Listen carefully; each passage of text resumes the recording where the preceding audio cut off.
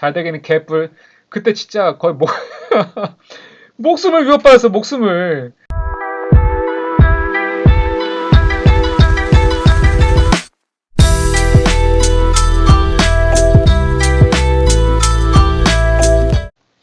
네, 여러분 안녕하세요. 오늘은 법도깨비 25번째 시간. 부동산 경매 망한 썰 푼다. 경매 얘기할 겁니다, 오늘. 우리가 지난 시간까지 3번에 걸쳐서 임대차 분쟁 얘기를 알아봤어요.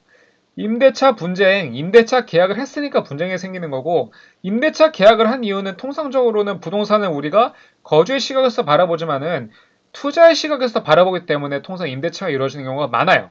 왜? 거주하려면은 내가 말 그대로 빌려서 살거나 아니면은 아파트를 사가지고 거기서 실거주를 하면 되는데, 내가 그렇게 살 수도 있지만 반대로 내가 임대인 입장이면은 내가 아파트를 사는데 거기에 살지를 않고 다른 삶을 살게 한다는 거는 사실은 갭 투자의 가능성이 매우 높을 거고, 뭐 그게 아니라도 뭐 일시적인 사정에 의해서 내가 집에 못 사는 이유도 있겠지만은, 어쨌든 실거주를 하든 임차를 주든 내가 집을 소유하고 있다면은 그 집은 소유와 동시에 가액이 오르는 걸 예상하는 투자의 관점에서 접근하는 것이기 때문에 임대차 분쟁은 통상 투자자의 시각에서 많이 바라볼 수밖에 없어요. 저도 마찬가지고요. 그러면은 부동산을 투자의 시각으로 바라볼 때 우리가 당연히 잊지 않아야 되는 것은 무엇인가? 바로 경매입니다. 경매. 왜? 싸게 살 수 있으니까. 정확히 말하면 싸게 살 수 있는 가능성이 상대적으로 높기 때문에 그래요. 물론 일반적인 매매 중에서 금매를 잘 잡으면 시세보다 싸게 살 수 있죠. 근데 요새는 금매가 사실은 금매가 아닌 게 많아요. 그래서 금매, 급금매, 급급매 정도가 아니면은 이것도 금매도 급이 다르다니까요. 근데 부동산 경매는 기본적으로는 유찰이라는 개념이 있기 때문에 유찰이 되면 30% 20%가 막 깎여요. 그래서 부동산 경매를 하게 되면은 아파트를 급급매 내지는 급급급매 이상으로 싸게 살 수 있는 가능성이 높다라는 것이고, 오늘은 그래서 저의 망한 썰을 풀 겁니다. 제가 절망을 하고 있죠. 질문은 안 받습니다. 마음이 아파서. 농담이고요. 댓글로 많이 질문 남겨주시고요.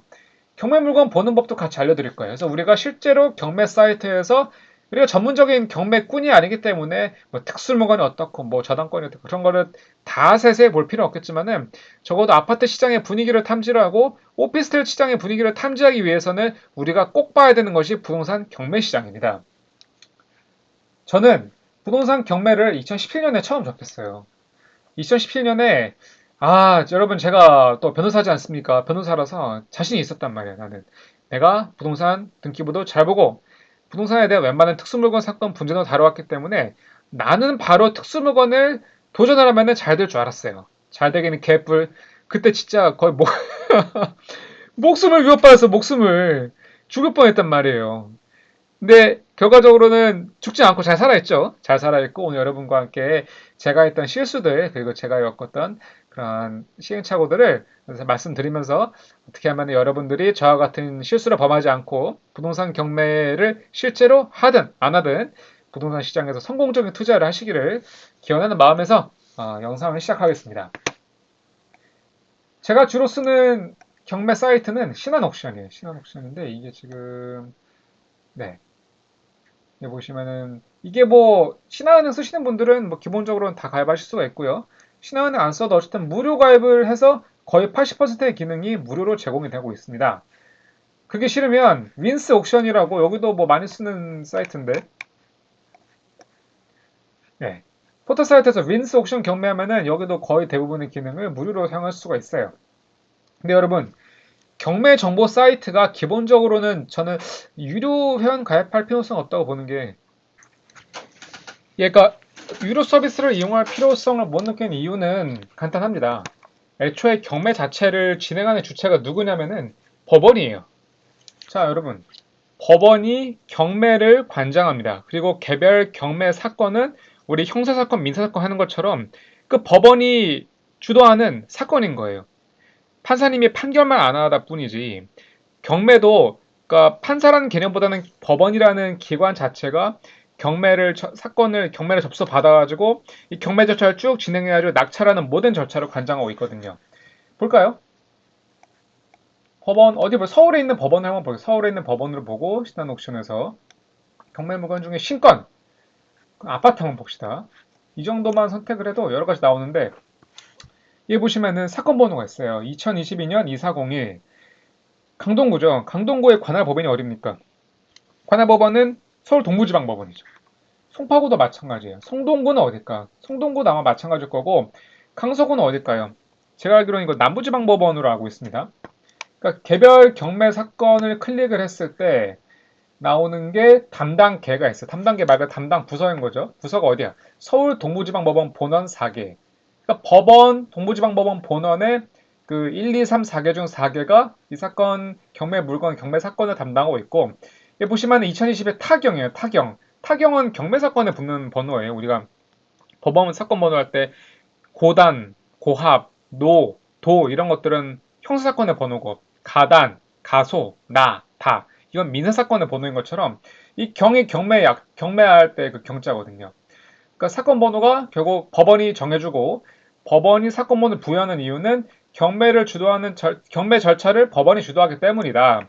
자, 그렇다면은 경매 정보는 누가 제공하냐면 결국 법원이 제공하는 거예요. 우리 지난 시간에 사건 검색하는 거 배웠죠. 사건 검색하는 이유가 뭐냐면은 사건의 그 검색 경과를 법원이 전자정보로 인터넷 사이트에서 누구나 볼 수 있게 제공을 하기 때문에 그래요. 왜? 공개재판주의니까 다시 들어가서.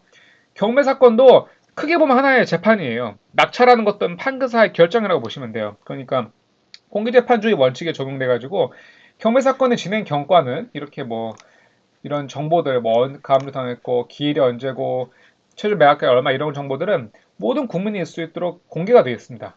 우리가 그거를 대법원 그 경매 사이트에서 볼 수가 있는데 그거를 보기에 좀 복잡하니까 이런 개별 사설 사이트들이 그 내용들을 잘 좀 신인성 높게 제공을 하고 있는 거에 불과한 거죠. 그래서 비싼 경매 사이트에 들어가는 것 자체가 의미가 없는 게 이미 다 무료로 전 국민들한테 공개된 정보를 갖다 그냥 정리한 거에 불과하는데 나는 이런 정리하는 서비스가 필요하다 싶으면 돈 내고 활용을 하는 거고 그게 아니더라도 무료로 제공하는 사설 사이트 정보 정도는 보고 싶다. 왜? 사설 사이트에서 제공하는 무료 정보도 꽤 정리가 잘 돼 있거든요. 그런 것도 보고 싶으면은 예 보는 거죠. 쭉쭉 가가지고 이게 윈스 옥션 들어가면은 법원을 좀 더 잘 알 수 있게 나와요. 아까 우리 신한 옥션에는 사건 번호만 나오는데 여기는 법원 이름까지 예쁘게 다 나옵니다. 그래서 이렇게 사건 번호가 주어지면은 우리가 이제부터 경매를 어떤 사건 번호가 주어졌을 때 어떤 경매 번호에 좀 관심을 가져야 될지 검색하는 법을 좀 배워볼게요. 다시 신한 옥션으로 들어가면은 뭐 어느 사이트나 마찬가지긴 한데 가장 관심 받는 게 뭡니까? 아파트죠. 아파트는 서울에 있는 아파트에 관심 많으실 거 아니에요. 그죠?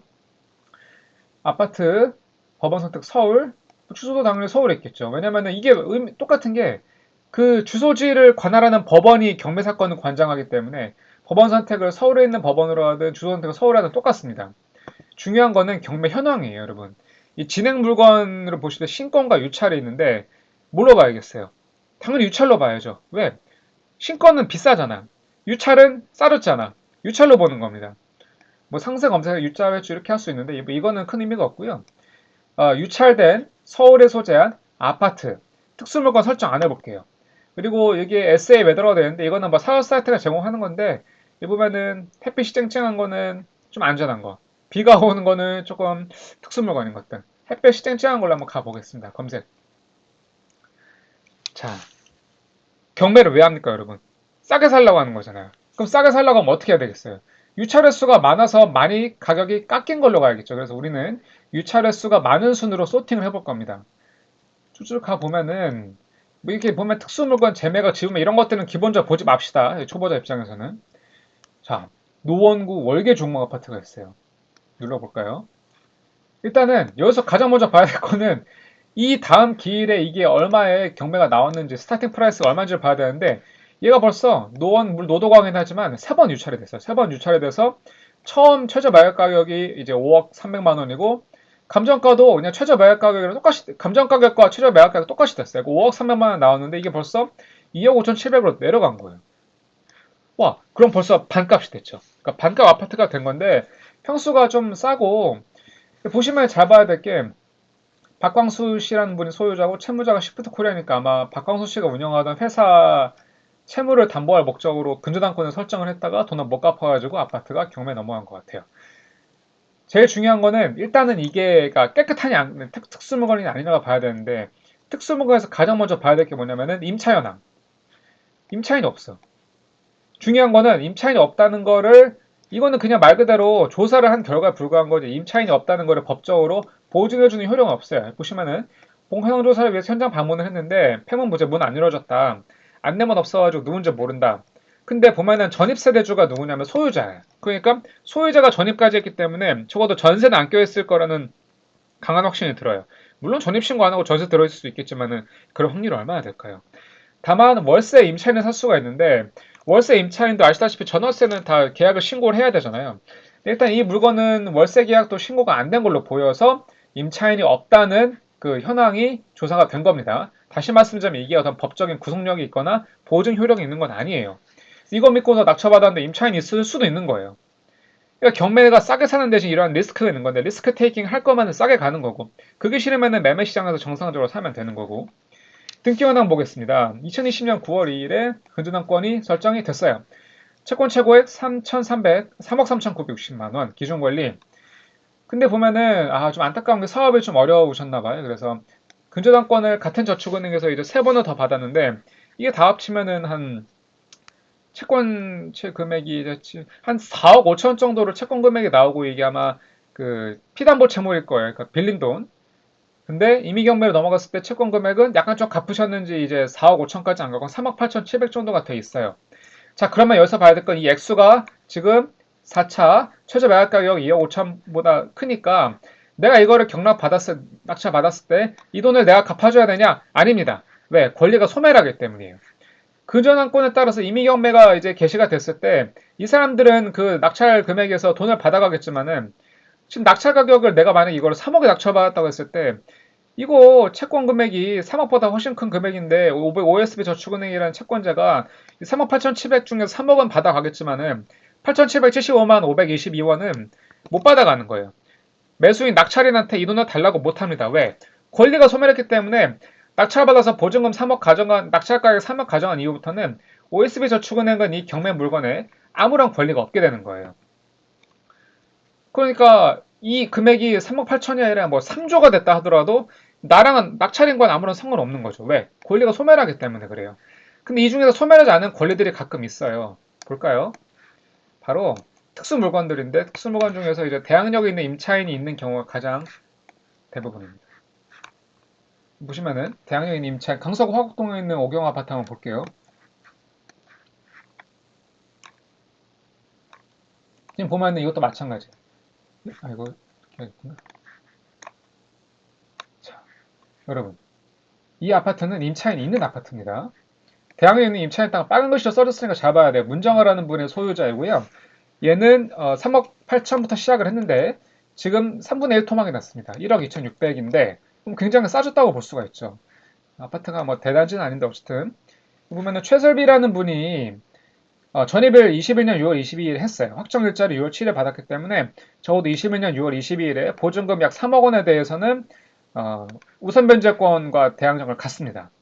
그러면은 여기서 지금 애초에 경매의 원인은 강제경매, 농협은행에 돈 빌렸을 때 채권 금액은 500 정도만, 이 500만 원도 못 갚아. 뭐, 이 기준 권리가 이제 강제경매로 인한 근저당권일 거고, 지방세 못 내가지고 압류까지 됐어요. 자, 그러면은 이 채권 금액이 500만 원이 아니라 50억이라 할지라도 모든 권리가 소멸하기 때문에 낙찰인은 이 돈을 받았을 때, 나는 1억 2,615만 7천 원 플러스 취득세만 내면 되고, 뭐 농협은행의 50조의 그 채권 금액을 갚아줄 필요가 전혀 없고 압류도 마찬가지인 거죠.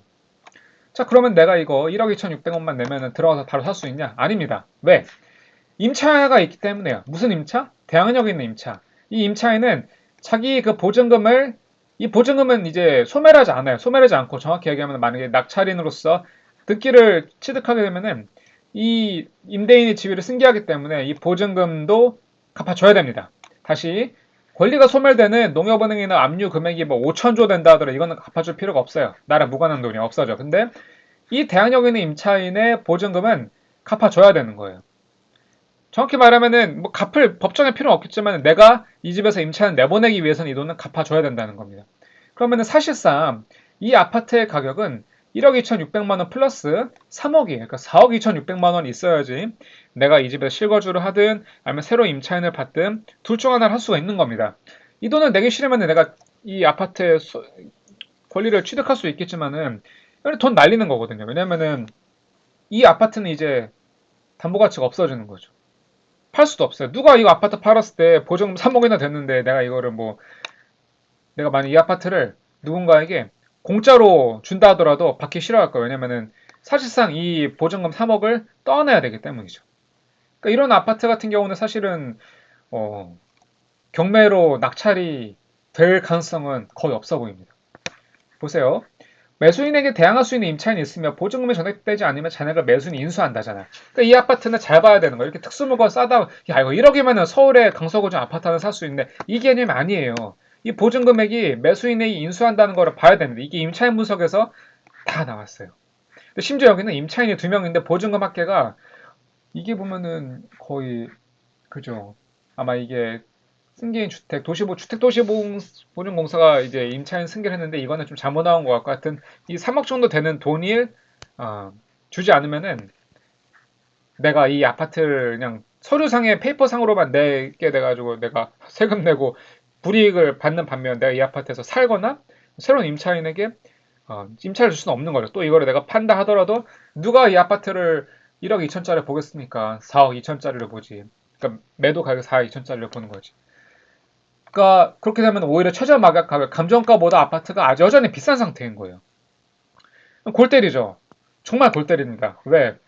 감정가액보다 사실 지금 4차, 6차, 5차에 달하는 이 경매 낙찰 가격이 최저 마각 가격 아무도 안 붙고 나 혼자만 입찰한다 하더라도 최저 마각 가격 감정가보다 여전히 비싼 상태인 거예요.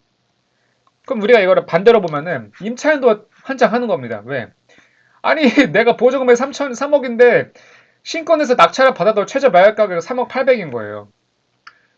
사실 이건 거의 전세 사기나 마찬가지예요. 깡통도 이런 깡통이 있을 수가 없어요. 이 아파트 어디 있는 건지 볼까요?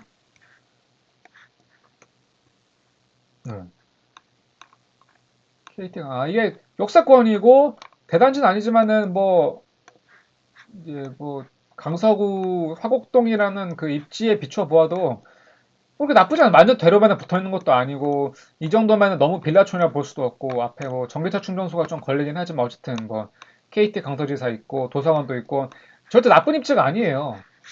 나쁜 입지가 아닌데 사실 지금 이 임차인은 이 보증금을 돌려받을 가능성은 제가 보기에는 거의 없어 보입니다.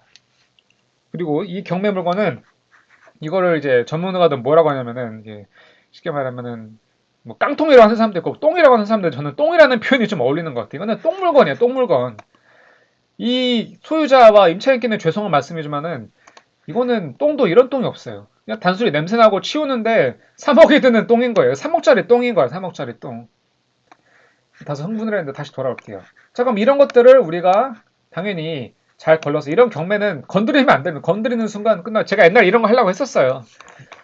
뭐 그건 제 망한 썰이 하나만 더 보겠습니다. 좀 제대로 된 거 볼까요? 서초구에 있는 아파트, 서초구에 있는 아파트고요. 이 물건은 소형 아파트예요. 서초구에 있는데 전용 7평이니까 굉장히 이제 거의 원룸형이고 이거 보시면은 지금 최저마을 가격 대비 지금 3차 유찰에 5억까지 내려가 있고요.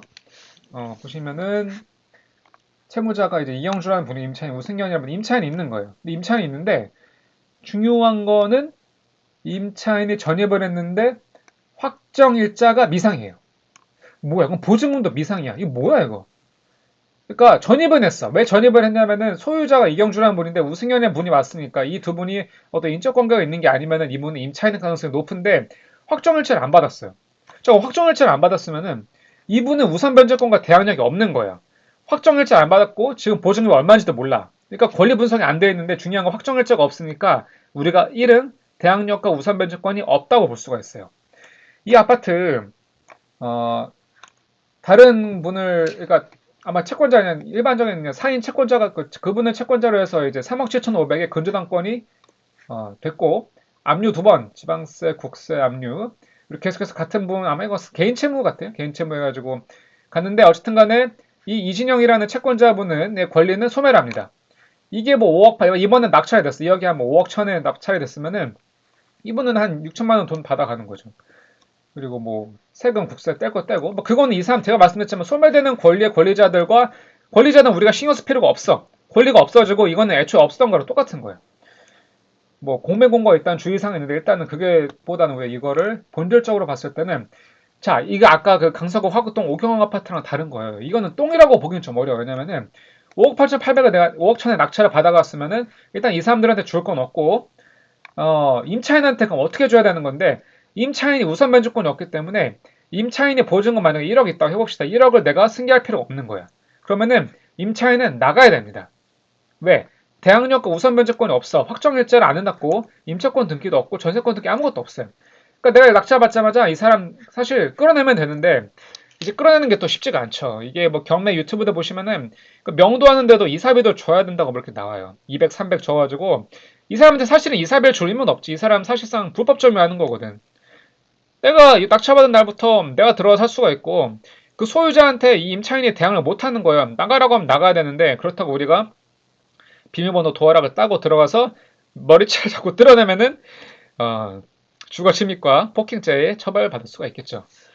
그래서 일단은 뭐 사람이 하는 일이기 때문에 이 경우에는 그래도 뭐 제가 낙찰 받았는데 당신 대항력 없으니까 나오셔야 된다. 근데 우리가 이사비 청구자 내드려서 2, 300은 드리겠다라고 하면은 그래서 웬만한 사람들 웬만한 임차인 유튜버 봐가지고 그래 내가 대항력 없어가지고 어차피 가만히 있으면 내가 여기 월세 줘야 되는 거예요. 이게 부당이득 반환도 해야 되는 부분인데 어차피 내가 법적 책임을 지기 전에 이사비 줄 때 나가자 그래가지고 한 350 주면 오늘 바로 나가겠습니다. 350으로 딱 딜이 됐으면은 이 사람은 나가는 거고 나는 5억 8천 5억 천에 매수와 플러스 5억 천에 얼마야?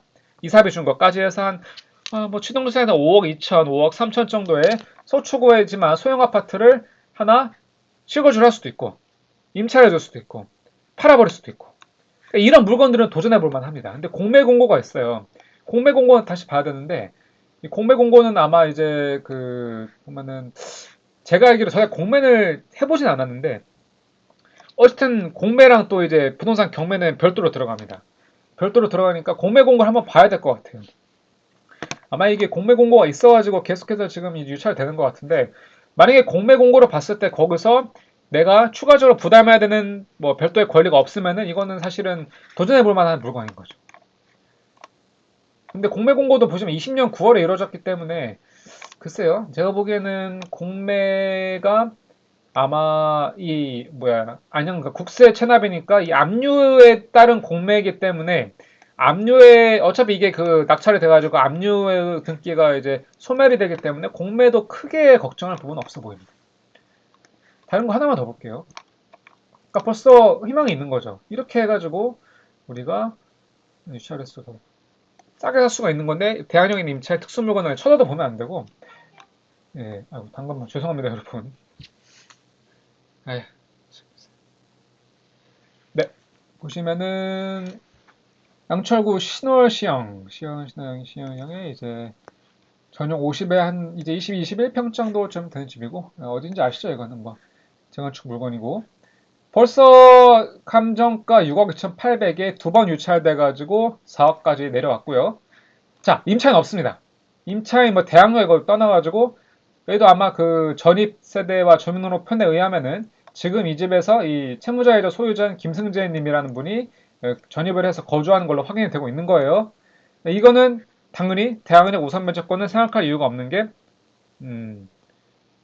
애초에 임차인이 없기 때문에. 이 경우에는 경선농협에서 1억 7,800에 근저당권이 설정이 됐고 가압류, 강제경매, 가압류가 이루어졌는데 어쨌든 이 모든 권리 소멸한다는 거 벌써 제가 세 번째 말씀드리고 있습니다. 세멸하니까 뭐 보증보험에서 가압류를 몇백 조에 따더라도 나랑은 상관없는 일이다. 임차인도 없다. 이거 다음 기일에 그냥 나 혼자 입찰해서 최저매각가로 입찰해버리면 내가 업어가는 거예요.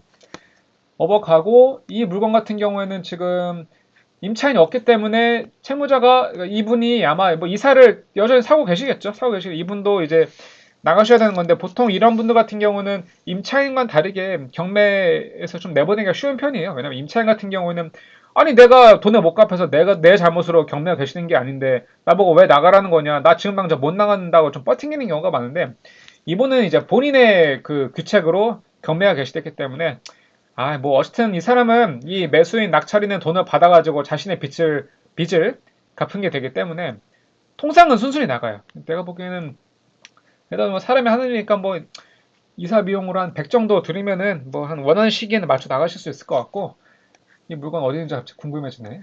신월시형. 공항 쪽 아마 그죠? 공항이랑 좀 거리가 있고 아마 그 활주로 때문에 좀 소음 이슈가 있을 것 같긴 한데 뭐 이 정도면은 시형 아파트고 뭐 초품화에다가 뭐 마을버스 정도 타면은 지하철 이용도 크게 어렵지 않고 이 정도면은 네? 뭐 괜찮은 물건인 것 같아요. 이런 것들은 뭐 도전할 만하고요.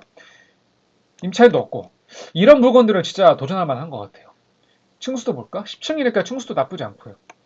제가 이런 것들을 노리다가 일단은 이 아파트도 지금 그 4억이면 이제 취등록 포함하면은 4억 2천, 4억 1천, 4억 1천 되겠다. 이 정도에는 이제 서울 재건축 소형이지만 소형도 너무 소형도 아니. 이 정도면은 뭐 방 두세 개는 되는 거니까. 이 아파트는 괜찮아 보이고 지금 보면은 한 번 유찰이 됐고 두 번 유찰이 됐고요. 세 번째는 아마 사람들 좀 몰릴 수가 있을 것 같은데 요새 부동산 경기가 좀 그러니까 유찰이 한 번 더 되면은 많이 모여들 겁니다. 자, 그럼 이제부터는 경매에 대해서 많이 말씀드렸는데 도대체 법도깨비가 경매를 왜 망했냐? 법도깨비는 경매를 망한 이유는 간단합니다. 왜? 대항력 있는 임차인의 특수 물건을 있는 거를 일부러 싸게 들어가라고 그랬거든. 왜냐면은 제가 헛똑똑이라 가지고 내가 변호사니까 대항력 있는 임차인 등 권리 분석을 잘할 수 있으니까 이거를 잘 노려보면은 사람들이 어이쿠 이거 특수 물건이나 해서 이제 쳐다도 안 보는 물건들 내가 잘 분석해가지고 틈새 시장을 한번 노려보겠다. 꿀을 빨겠다라고 한 거죠. 근데 참교육을 당했지. 제가 옛날 그 물건들은 뭐 공개하기는 좀 그렇고 여기 보시면은 금천구 독산동에 있는 아파트 이런 것들을 제가 좀 했었어요. 보시면은 뭐 벌써 이거죠. 1억 8,800억 얘는 이제 8천까지 떨어졌는데 지금 거의 뭐 제가 좀 소액으로 시작을 하려고 했기 때문에 1억 이상은 쓰기 싫었던 거예요. 그게 벌써 2017년이야. 이런 물건들을 이제 아마 검색을 한 건데 아 이건 너무 작다. 이건 아니었고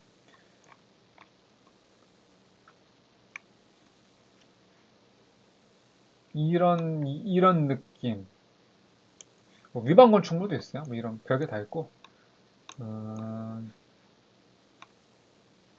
아파트가 뭐 다 대단지만 있는 거 아니니까. 지웰 스테이트 한번 볼까요? 이거는 여러분 이거 지금 최저 입찰가가 600만 원, 600만 원. 이거는 거의 중고차 값으로 아파트를 가져올 수가 있는 건데 이런 느낌으로 제가 도전했던 거예요. 이 경우는 거의 진짜 너덜너덜합니다. 너덜너덜해 아주 5평짜리니까 매우 작은 거죠. 작은 거고 대항해 임차인 선순위 임차권도 있고 지금 벌써 15차 경매가 됐는데 와 이거 골 때리죠 여러분. 지금 보시면 임차인이 두 분 있고 보증금이 이제 보시면은 전입이 다 따로 돼 있어. 따로 돼 있고 보증금은 똑같아. 이거 어떻게 된 걸까요 지금? 이 두 번의 관계는 내가 모르고 임차인 수가 두 명이에요. 두 명이고 지금 보면은 등기상에 주택 임차권 등기가 됐는데 이무현 님이 이제 등기가 돼 있고 이분이 돼 있고 이분이 실제로 산지 일단 중요한 건 임차권 등기돼 있고 임차권 등기는 여러분 소매를 해. 소매를 하는데 만약에 우리 지난 시간에 봤지만 임차권 등기해도 보증금이 이제 전액 변경 안 되면 여전히 매수인이 남은 금액을 인수해야 됩니다. 이분이 신청 채권자 왜냐면 이제 임차권 등기를 했으니까. 그리고 이지연이라는 님도 이제 확정했어요. 이분도 우선 변제권과 대항력이 있어요. 되게 복잡해요. 보면은 일단은 이무현님은 임차권 등기권자이고 그 다음에 이 이지연님이라는 분의 이제 아버님께서 말씀하시기를 확정일자 받았다는 확정일자 시자 돼 있습니다. 확정일자 받아가지고 이게 어떻게 모르겠어요. 이게 5평이나 되는 건데 왜 임차인 2명 받았는지 모르겠는데 하여튼 뭐 모르죠. 뭐 이렇게 방 쪼개가지고 들어올 수도 있는 거니까. 하여튼 중요한 거는 이거 두 개, 보증금 두 개는 매수인이 인수를 해야 됩니다. 이거 2억 8,800인 거야 사실상. 2억 8,800이니까 벌써 어떻게 됩니까? 감정가에 더블이 된 거죠. 이게 신권 감정가에 더블이었던 거야 이게 지금 보증금 두 개나. 그러니까 이 아파트가 애초에 뭐 감정가가 뭐 3억 정도 3억 한 3, 4억 됐어 이렇게 내려왔을 때 600, 650만 원 더하기 임차인 두 분 거 보증금 합계해서 한 3억 4천원 사갈 수 있으면은 시세 대비 한 6천만 원 싼으니까 내가 가져갈 수 있겠다고 할 수 있겠지만 이런 것들은 아무도 이제 건들 수가 없는 거예요. 근데 저는 이런 것들을 한번 가져오라고 했던 것이죠. 물론 그때도 권리 분석을 잘해서 저도 이런 것들은 보지 않았고 진짜 열심히 봤었어요. 보면은 막 쭉쭉쭉 가가지고 대학님 임차인 상계주공 이거 예를 들어서 이제 뭐 4억 8천이라고 했을 때 상계주공은 뭐 아시죠? 뭐 노도강의 유명한 단지니까 몇 단지야 이거? 이거만 모르겠네. 하여튼 쭉쭉쭉 가서 얘도 지금 두 번 낙찰이 돼서 4억 8천에 최저 가격이 형성이 되어 있습니다. 확정일자가 이거 보증금이 2억이에요. 보증금 2억이면은 얘랑 합쳤을 때는 이거는 한번 해볼 만한 거예요. 왜냐면 이제 최저 매각 가격 이제 감정가보다 낮은 거거든요. 잘 보셔야 됩니다. 여기는 보시면은 경매 신청 채권자가 있는데 최초 인차 보증금은 1억 5천이었고 증액이 됐어요. 그래서 어쨌든 지금은 이제 2억인 거예요. 보증금이. 이 보증금은 인수해야 됩니다. 인수해야 되고요. 보시면은 임차권 등기도 하셨네요. 임차권 등기를 하셔서 이분은 이제 보증금 2억에 대해서 임차권 등기 명령을 했고 이에 대해서는 이제 매수인이 인수를 해야 됩니다. 왜? 다른 건 소매되지만 인수되니까 이 금액을 잡아야 되고 압류 금액이 500조라도 필요 없는 거죠. 자, 매각 허가에 의해 소매되지 않는 것. 매수인에 대항할 수 있는 임차인이 있다. 배정금에서 보증금이 전액 변제 안 되면 매수인 인수를 하는데 여기서 좀 변제가 될 수 있긴 하겠지만 중요한 거는 이미 압류가 두 번이나 국세지방세에 있기 때문에 압류가 또 매각 될 수도 있어요. 그러니까 이 2억은 사실상 전액 인수한다고 보시면 되고요. 자, 여기서 배팅을 하는 거야. 내가 이번에 혼자 입찰을 했을 때 4억 896만 원 입찰을 했고 여기에 대해서 2억을 전액 인수한다고 하면은 6억 800만 원, 6억 900만 원 정도가 이제 낙찰가액이 될 6억 900만 원에 낙찰하는 거고 취등록 포함하면은 6억 한 2천. 6억 2천을 가져가는 거니까 여전히 감정가보다 싸게 가져갈 수 있는 건데 그때 가져갈 수 있었으면 내가 어떻게 보면은 모르겠어요. 이게 지금 벌써 감정이 22년 10월에 됐으니까 그때랑 지금 시세를 봐야 되는데 이 아파트가 그때 감정가 대비 죄송합니다. 그때 감정가 대비 지금 시세가 낮을 가능성이 높아요. 높기 때문에 지금 볼까요? 네이버 지도에서 이 아파트의 매매 시세 이게 지금 전용 58이니까 상계주공 이거 상계 13단지네요. 여러분 13단지 아파트의 시세를 최근 시세를 딱 봤을 때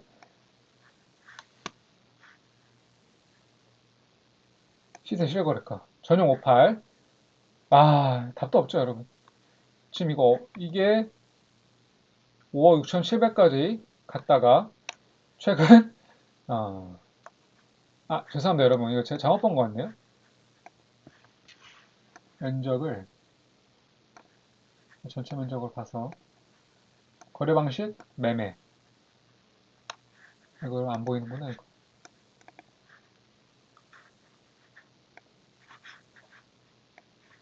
이렇게 해서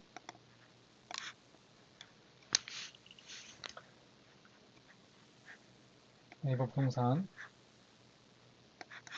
몰려서 시세를 봤을 때 전용 58짜리 이 물건의 시세 매매 5억 900 정도에는 나가네요. 5억 900 이게 한때는 거의 6억 8천까지 7천까지 갔던 물건인데 지금은 5억 전후에서 거래가 되고 있고요. 5억 전 거래가 되고 있고 뭐 다 있어요. 학교도 가깝고 이거 맞으려기면은 이거 노원 그 학원가에도 나쁘지 않은 것 같은데 일단 물건 자체는 뭐 괜찮은 물건인 것 같아요. 근데 다시 우리가 돌아왔을 때 어디 갔냐 이거. 이게 지금 5억 전후에서 거래가 되는데 내가 이때 최저 매각가격을 가져가도 보증금 2억을 더 해야 되니까 여전히 내가 시세에 대해 5억이 시세인데 내가 이걸 6억 넘기 6억 2천에 가져오고 있으니까 이번에는 낙찰 받으면 안 되겠죠. 그럼 제가 뭐 이거가 한 두 번 정도 깎이면은 낙찰 받아볼 만합니다. 보증금 2억 다 인수한다 하더라도 그렇게 되는 거예요. 그러니까 이게 지금 한 5, 6차 정도 갔을 때 한 3, 4월 정도 됐을 때 3, 4, 5, 6월 됐을 때는 아마 부동산 시세가 조금 반등을 했을 수도 있고 그때 시세가 한 5억 5천인데 이게 최저 매각 가격이 한 2억 5천 내려왔으면 이거 두 개 더하면은 이제 4억 5천인 거잖아요. 그럼 그때는 내가 해볼 만한 거지. 그러니까 제가 그렇게 해가지고 이거를 도전해봤는데 중요한 거는 이게 지금 아무도 유찰 관심 없는 것 같아 보이지만 이런 것들 노려보는 분들이 굉장히 많아요. 그래서 제가 이게 예를 들어서 이런 식이었어요. 5차 기일에서 제가 2억 5천짜리가 2억 5천이 최저 매각 가격이었을 때 제가 한 2억 7천에 이제 입찰을 했는데 그때는 얼마에 낙찰됐냐면은 3억 2천에 낙찰이 된 거죠. 3억 2천 낙찰됐으니까 2억을 더했는데 5억 2천이니까 5억 2천인데 시세가 한 5억 5천짜리였던 거예요. 그러니까 사실 경매를 할 때 시세보다 너무 싸게 가져간다는 거는 조금 너무 좀 지나친 기대인 것 같고요. 시세에 대비 한 5천에서 1억 정도는 싸게 가져간다는 마음으로 접근해야 되는데 제가 항상 그 5분응선을 넣지 못했던 것 같아요. 그 정도 시세 갭만 있고 가져가면 되겠다라고 해서 가져가려고 했었던 건데, 만약에 제가 거기서 조금 비딩을 제대로 했었으면, 만약 부동산 상승기에서 제가 제대로 된 배팅을 했었으려고 했었으면은 한 뭐 5억 8천은 썼었겠죠. 근데 제가 부동산 상승기인 거를 눈치를 채고 경매를 계속 돌아다니면서 이런 식의 애매한 물건들 중에서 제가 안전제일주의로 계속해서 입찰 가격이 애매하게 써나가니까 제가 정확히 경매를 11번을 했는데 한 번은 낙찰을 받지 못했어요. 한 번은. 2017년이었으니까 그때 낙찰을 받았었으면 조금 시세에 대비 한 3, 4천만 싸게 샀다 하더라도 벌써 수익률이 괜찮았겠죠. 그러니까 경매를 할 거면은 내가 시세 대비 터무니없이 싼 가격으로 가져가겠다. 이런 물건은 없습니다. 이런 물건은 없어요. 세상에 그런 거 어디 있습니까? 그래서 오늘은 경매 보는 법을 잠깐 알아봤고, 중요한 거는 경매는 계속해서 트래킹을 해야 돼요. 이게 보면 아파트뿐만 아니라 요새는 오피스텔도 굉장히 경매에 많이 나오고 있어요. 오피스텔 한 번만 보고 오늘 영상 종료하겠습니다. 서울 오피스텔 유찰 많이 된 거. 이게 보면 은근히 또 괜찮아요. 특히 강남권을 볼게요, 여러분. 보시면은 강남 서초로 가는 서울중앙지방법원 좋은 물건들 보면은 오피스텔 벌써 보시면은 유찰된 게 없어. 죄다 신건이야. 죄송합니다. 그러니까 유찰 한 번밖에 안 됐어요. 보시면은 벌써 이거는 조회수가 42예요. 이거 볼까요? 이게 서울 서초구에 있는 풍림 아이원 매직 911호고, 보시면은 지금 얘 같은 경우는 임차인이 있네요. 그죠? 홍성화라는 분이 소유자인데 임차인이 이태리라는 분이고 전입 확정 다 있으니까 이게 매수가 된다. 매수가 저기 대항력이 발생한 거고, 중요한 거는 이게 2억 3천의 보증금인데 최저 마약 가격이 벌써 2억 2백인데 감정가 2억 5천이었단 말이에요. 그러면은 일단은 여기서 근저당권은 1억 2천, 채권금 1200, 임차권이 내 중요한 것들 2억 3천이에요. 이게 뭐냐면은 이 임차권자가 경매를 신청했기 때문에 이때 이분의 대항력 우선 면제권이 있지만 어쨌든 본인이 신청을 했기 때문에 이거는 소멸이 된다는 거예요. 그러니까 만약에 이게 지금 이번 기일에 한 2억 3천에 2억 3백이 낙찰이 됐으면 2억 3백 중에서 근저당권 1200 빼고 그러면은 이제 한 2억 8백 남겠죠. 그럼 2억 8백에서 아니죠. 2억 이번에 한 2억 300 했을 때 1200 빼면 한 1억 얼마 1억 후반대 남고, 그 중에서 이분의 그 임차권 중에 보증금 중에서 거의 대부분이 빠지니까 한 3, 4천은 더 줘야 되긴 하지만 어쨌든 3, 4천이 남은 보증금이 되는 거니까 3, 4천 플러스 최저마약간 2억 2,400이니까 이거를 내가 한 취등록 포함해서 한 2억 1천 초반대는 가져갈 수 있는 거예요. 2억 1천 초반대. 자, 2억 1천 초반대니까 이게 지금 8평짜리 오피스텔이죠. 2억 1천 초반대고 그 다음에 위치가 괜찮은 것 같아요. 왜? 강남역 바로 옆에 있잖아요. 그러니까 이 강남역 바로 옆에 있는 오피스텔을 내가 2억 천에 가져갈 수가 있는데, 이게 여기서 이제 뭐 전월세를 보자는 거죠. 전월세를 봤을 때 보시면 월세가 1000에 78 정도 되니까 1000에 78 되는 건데 내가 이거를 2억 1000, 2억 2천에 가져간다 했을 때 그러면은 수익률이 나쁘지 않을 거예요. 볼게요. 임대 수익률 계산기. 자, 2억 2천 만원. 기타 비용 보시면은 한 2억 천에서 한 500 정도 해보. 보증금 1000, 78. 계산해 볼까요? 연수익률 4% 나와요. 4%. 4%면은 사실은 조금 아쉬운 부분이긴 한데, 일단은 강남역 바로 옆에 있으니까 이게 공실 리스크가 사실상 거의 없는 거죠. 그리고 강남역이 지금 시끄러운 데도 아니고 여기가 그 어디냐 저기 서초우성 바로 앞이잖아요. 그러니까 그렇게 막 시끄럽고 모텔촌도 아니에요. 그리고 뭐 삼성생명 서초타워도 있고 하니까 직장인 수요 많고 유동인구 많기 때문에 이건 거의 공실이 없으니까 사실 안정적으로 계속해서 4억 정도의 수익률 확보할 수 있는 부분이고, 지금 이 오피스텔 같은 경우에는 다시 봤을 때 이게 시세가 어느 정도 남으냐 했을 때 내부 풍산 아까 뭐였죠? 풍림 아이원 매직 매매 시세. 자, 제일 중요한 거. 작년 2월에 2억 5천에 나갔어요, 이게. 그럼 벌써 내가 이거를 9층짜리, 아까 9층이었죠. 9층짜리를 2억 2천에 가져간다고 하면 얘는 시세적으로 메리트가 있는 부분이에요.